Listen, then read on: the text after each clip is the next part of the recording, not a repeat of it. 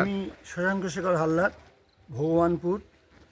আমার ভাইপো বিধানচন্দ্র হালদার কবি, লেখক এবং তারই লেখা ছোটদের ছড়ার ফুলঝুরি। মাস্টার বিধানচন্দ্র হালদারের লেখা থেকে আমি একটা কবিতা পাঠ করে শোনাচ্ছি। ছোটদের ছড়ার ফুলঝুরি।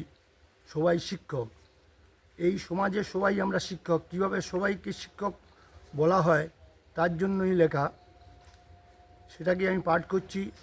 আমি জেলে যেমন করে ধরবো আমি মাছ, তুমি পারবে জলে নেমে করতে ছোটো কাজ। আমি চাষি যেমন করে করি মাঠে চাষ, তুমি পারবে আমার মতন ছিঁড়তে ছোট্ট ঘাস। আমি কুমোর যেমন করে তৈরি মাটির সাজ, তেমন করে পারবে তুমি মাটির নকশা দাজ। আমি ম্যাথো যেমন করে টয়লেট পরিষ্কার, তেমন করে পারবে তুমি সবার উপকার।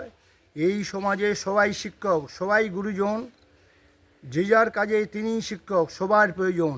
এই সমাজে সবার প্রয়োজন আছে, সেইটাই আমার ভাইপো বিধানচন্দ্র হালদার লেখার মাধ্যমে সবাইকে এইটাই বলতে চেয়েছি, আমরা এই সমাজে সবাই শিক্ষক।